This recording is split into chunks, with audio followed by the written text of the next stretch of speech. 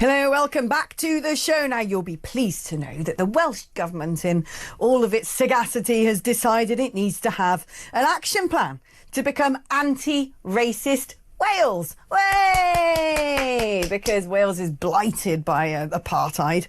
No. The incentive scheme is this incentive scheme that they're talking about now is giving ethnic minority students £5,000 more in grants than white students in becoming a teacher, because there's not enough teachers that teachers get a golden handshake, and an ethnic minority maths teacher can get a total grant of £25,000. All teaching students can access a £15,000 grant if they specialise in a subject most needed in the secondary teaching workforce.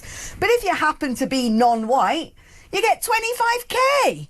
That, to me, is racism. What is this nonsense? Let's speak to Rafe Heydel-Mankoo, commentator at the New Culture Forum. Rafe, fantastic to have you on the programme. I mean, anti-racist Wales seems to me the blueprint is actually being racist against white people. Yeah, absolutely. And in fact, if the Welsh Government is really determined to make Wales anti-racist, they should be paying English people £5,000 to become a teacher, because that's the only real form of racism you get in Wales. It's anti-English loathing. I have a cousin in Wales, and that's a very real prejudice you encounter. I mean, look, let's be clear here. This is blatant pay discrimination on the basis of race. It should be illegal. It follows on just from another, equally egregious story we had this week about West Yorkshire Police, effectively blocking white candidates from applying for positions in preference for ethnic minority candidates, sometimes months in advance of when white people can do it. And if you want to stoke ethnic tensions in Britain and Wales, if you want to increase, resentment and intolerance, these are just the sorts of policies that are going to achieve that. And it's the sort of stuff that actually triggers and fuels elements on the real far right. And it's hugely patronizing towards ethnic minorities. Wales is 94% white. It's no surprise, obviously, that it's going to be dominating by the teaching profession. And you talk about this whole issue about making Wales anti-racist. As part of that, the Welsh Government actually wants to, as it says, remove these sort of policies and structures that see different outcomes for different ethnic minority groups.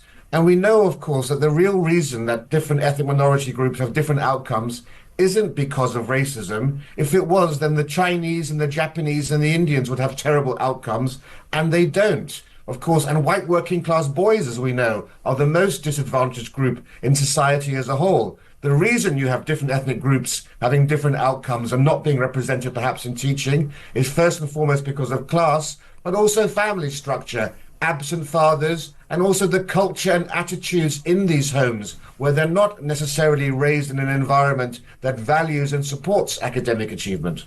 Right. I mean, this is all talking about. You made me think of something then, which I haven't spoken about for a while. It's funny, isn't it, that racism only seems to exist when dealing with the black community or dealing with the Muslim community. You don't get Chinese people jumping up and down going, oh, why have we not had a Chinese prime minister yet?